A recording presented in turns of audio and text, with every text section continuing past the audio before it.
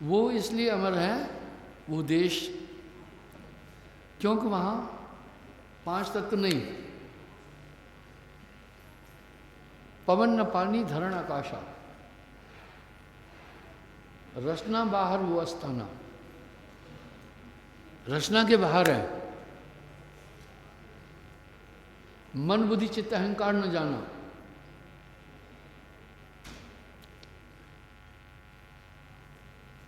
मन बुद्धि चित्त अहंकार नहीं है। सब्ज पीत श्वेत न लाला, मोड़ तोड़ नहीं, वृद्ध न बाला, कोई बूढ़ा नहीं वहां। ये अवस्थाएं तो हमारे शरीर की है और शरीर भौतिक है।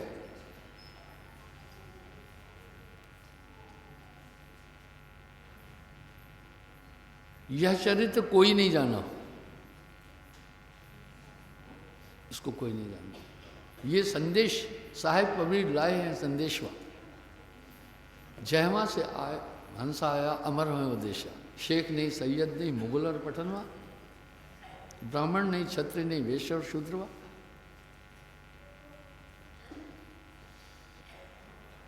वो देश मरहमी हो सो जाने संतो, ऐसा देश हमारा है।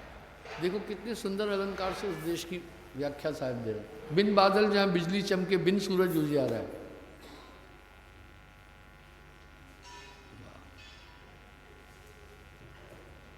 यह भी तो सब है अलौकिक करनी, सब अलौकिक है। अलौकिक का मतलब इस दुनिया में नहीं हो। ये संसार नाशवान इसलिए है, पंच भौतिक तत्वों से बना, वहां तत्व नहीं। जीव शिव नहीं काल कराला, वहां न मृत्यु है न जन्म है। कितना अनूठा देश है। हंसा तू तो अमर लोक का, पड़ा काल बस आई, 5 25 3 का पिंजरा, तामे तुह राखा भरमाई। मैंने दिन में भी कहा था, हर एक इंसान यहाँ प्रकृति के नियम का पालन करता है, काल के नियम का पालन करता है, माया के नियम का पालन करता है। ये माया क्या है भैया? माया 5 तत्व 25 प्रकृति है, माया है।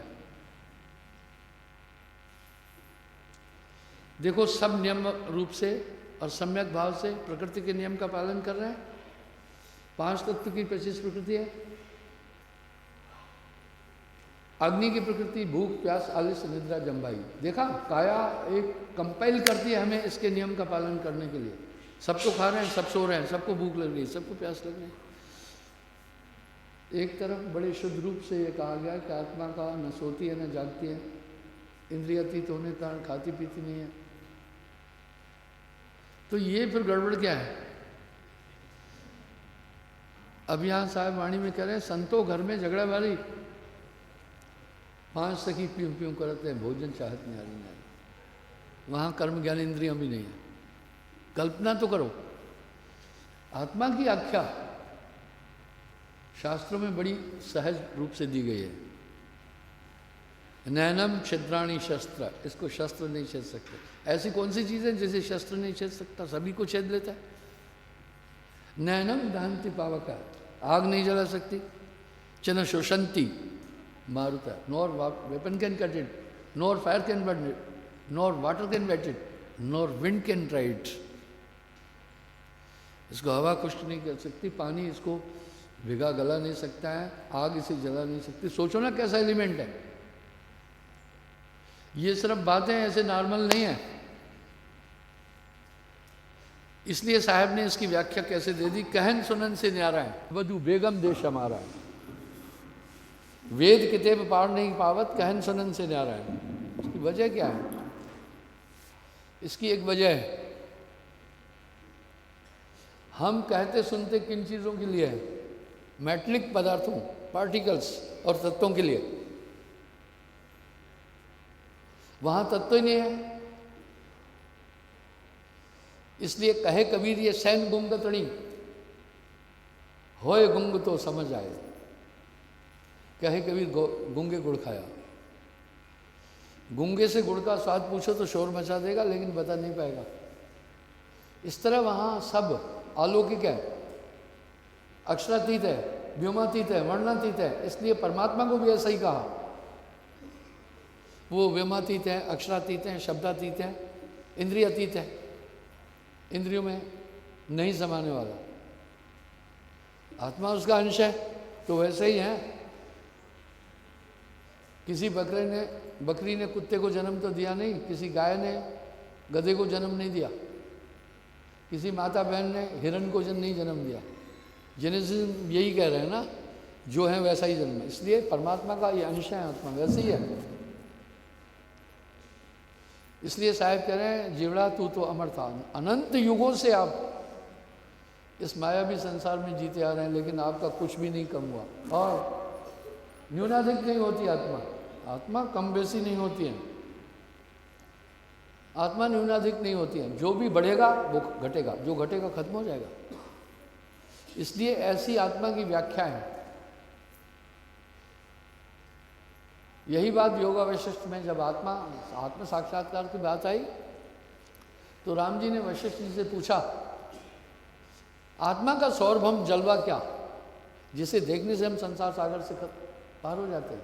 बोला, हे राम, आत्म साक्षात्कार के बाद देहाध्यास खत्म हो जाता है। देहाध्यास क्या है? मैं शरीर हूं, ये खत्म हो जाती है भावना।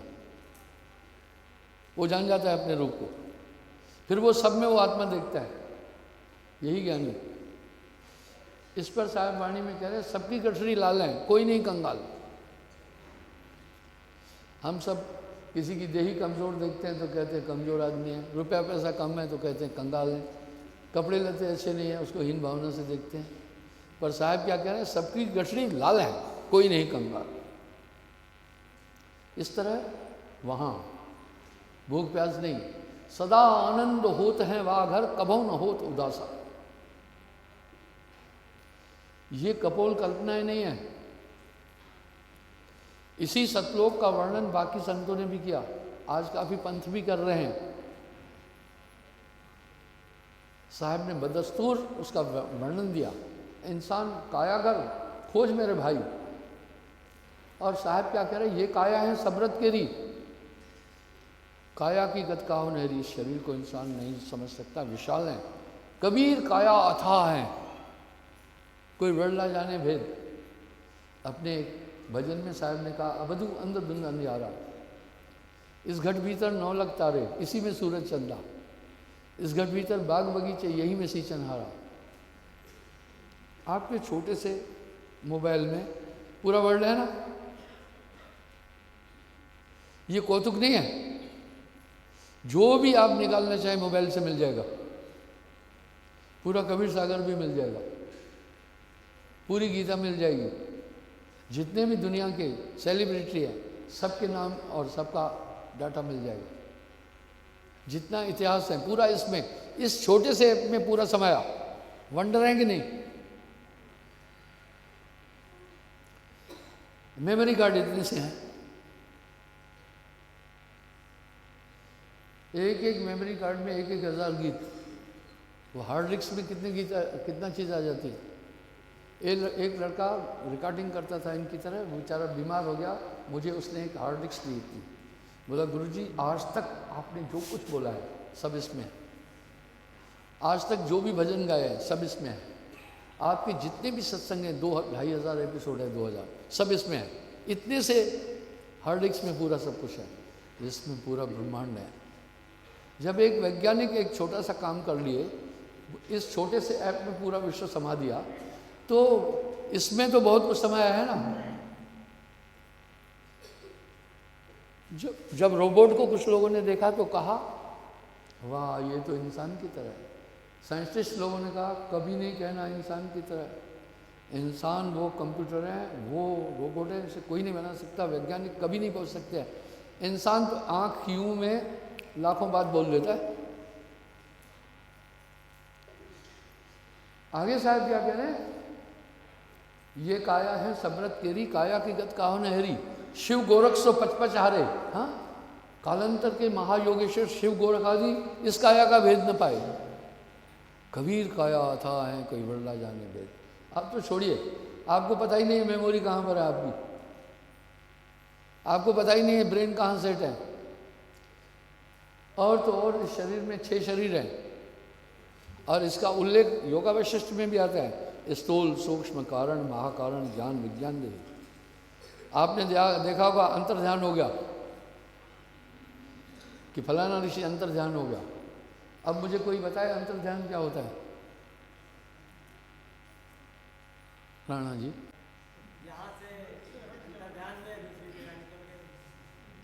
देखा, जेते घट तेते व्रत, अचरज कथो न जाए। सब अपनी अपनी कमिट अलग अलग दिए ना।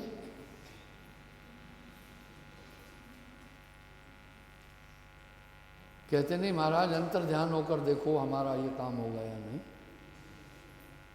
अंतर ध्यान, ध्यान के अंदर समा जाना। आपका ध्यान एक बॉडी है, आपके शरीर में 6 शरीर है, स्थूल, सूक्ष्म, कारण, महाकारण, ज्ञान और विज्ञान देही। मैं आपको उदाहरण दूं, दूध से कई पदार्थ बनते हैं। आओ मैं गिनाता हूं। दूध से दही बनती है, मक्खन बनता है, क्रीम बनती है, मलाई बनती है, पनीर बनता है, खोआ बनता है, रबड़ी बनती है। कोई और बता सकता है क्या बनता है इसके अलावा?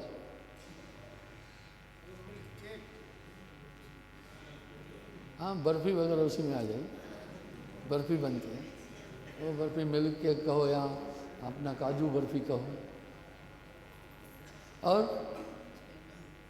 और एक चीज़ बनती है जो आप लोग नहीं जानते, कलारी। किसी ने कलारी खाई? मीरा ने खाई है।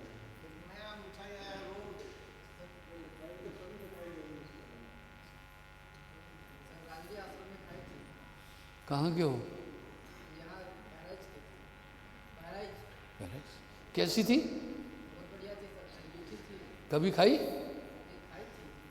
नहीं, इस वहाँ के अलावा यहाँ कभी खाई? यहाँ कोई बनाना जानता है?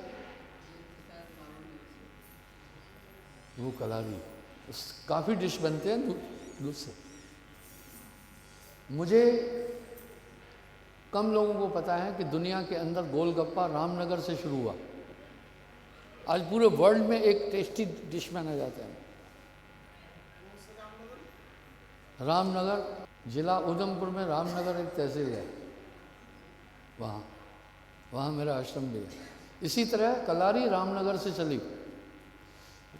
मैं जब वहाँ जाता तो एक माता मेरा भोजन बनाती, वो मुझे कलारी ज़रूर देती थी। तो जब मैं खाया उसका स्वाद लाजवाब है।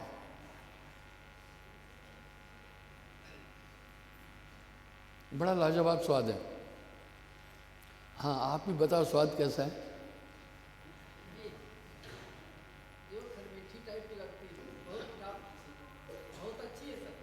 ऐसी चीज़ कभी नहीं खाई होगी।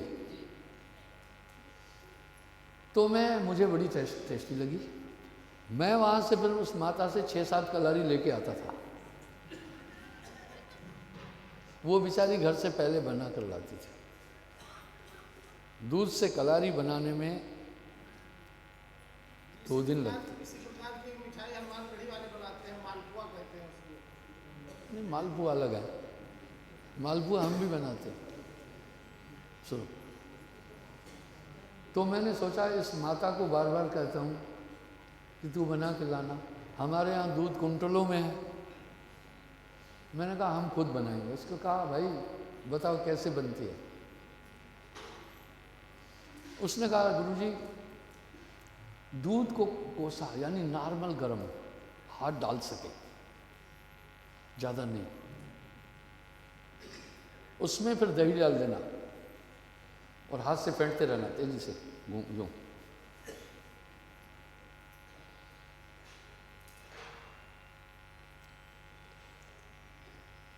उसके बाद क्या करना गुरुजी?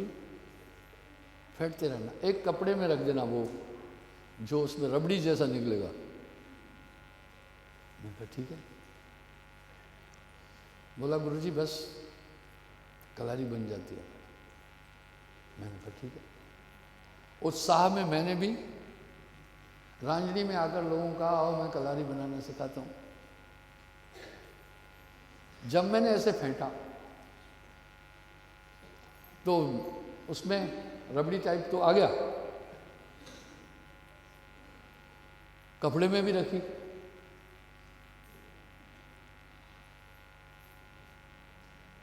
दो दिन, अच्छा फिर मैं आधे घंटे बाद तवे पर रखा तो वो फिर पानी बन गई। मैं अगली बार हर महीने जाता हूँ, उस माता से कहा ये तुमने क्या फार्मूला बताया, ये तो बना ही नहीं। बोला गुरुजी कैसे बनाई? मैं बोला जैसे तुमने बताया। बोला गुरुजी बनाने के बाद 2 दिन रखना पड़ता है, ऐसे 2 दिन रखना है ठंडक में, तब वो टिकिया की तरह हो जाएगी। क्या हो जाएगा? टिकिया की तरह हो जाएगी। फिर क्या करते हैं, हल्का सा घी तवे पर डालकर उसे जैसे आलू टिकिया होती है ऐसे बनाते हैं, ऐसे बनाते हैं। मैंने कहा अच्छा, टेक्निकल पॉइंट ये था। तो कभी कभी कुछ लोग हमारे जो है ना, थोड़ी बहुत सत्संग की मेरी चीज़ें सुन करके समझते हैं हम प्रीचर हो गए और निकल पड़ते हैं घमंड में कि हम अब जानकार हो चुके हैं। अरे नहीं भाई, तुम नहीं जानकार हो, तुम्हें पता ही नहीं अभी। इसलिए मैंने एक भी प्रीचर आज तक कोई मुकर्रर नहीं किया। स्वयंभू अगर कोई प्रीचर बना तो अलग बात है, मेरी ओर से कोई निर्धारित नहीं है, गड़बड़ करेगा। बस वैसा ही था जी। एक वैद्य के साथ में एक मुंडू या छोरा झोला झपटा उठाने वाला घूमता था। वेद उसको दे देता था थोड़ा बहुत पैसे। तो एक दिन उसने वैद्य से पूछा, वैद्य जी आपको कैसे पता चल जाता है मरीज ये खाता है? आप नाड़ी पकड़ करके बोलते हैं आप ये ज़्यादा खाते हो, वो खाते हो, और सही में वो मरीज वो खाता है, तो आपको वैद्य जी कैसे पता चलता है? वैद्य ने कहा बेटे पहले मरीज की चारपाई और कमरे में देखो क्या पड़ा है, खटिया के नीचे उधर उधर क्या है। जैसे आज मैंने किसी को मूंगफली न खाना बंद करो कफ बनेगी ऐसा कहा, उसके यहाँ मूंगफली का छिलका फिलका और दाने का छिलका देखा मैंने, तो मैं जान गया ये मूंगफली ज़्यादा खाता है। बोला अच्छा ठीक है। अगले दिन वो गया ही नहीं वैद्य के पास। वैद्य ने संदेश भेजा, अरे भाई आओ झोला लेके चलना है।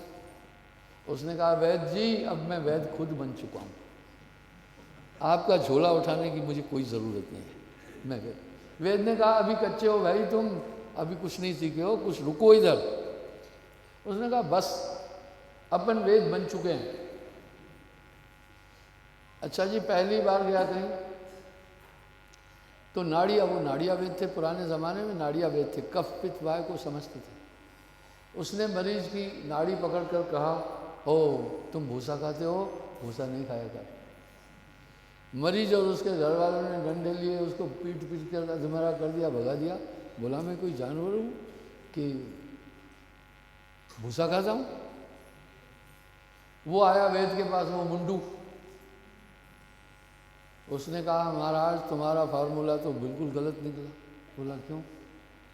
बोला आपने कहा था मरीज के चारपाई के इधर उधर देखना, जो चीज़ मिले उसको कहना ये नहीं खाना। बोला हाँ। बोला मैं भी एक को बोला भाई भूसा मत खा, उसकी चारपाई के नीचे भूसा था थोड़ा। बोला बेवकूफ़, क्या भूसा आदमी के खाने की चीज़ है? हैं? तभी तुझे कहा था कि अभी तू परिपक्व नहीं है, अभी मेरे पास और जुत्ती घिस, तब बताऊंगा तुझे पूरा वेद। तो 4-6 बातें मेरी सुन करके काफ़ी लोग मेरे भी वैद्य बन गए, और वो सोचते हम पहुंच गए अभी।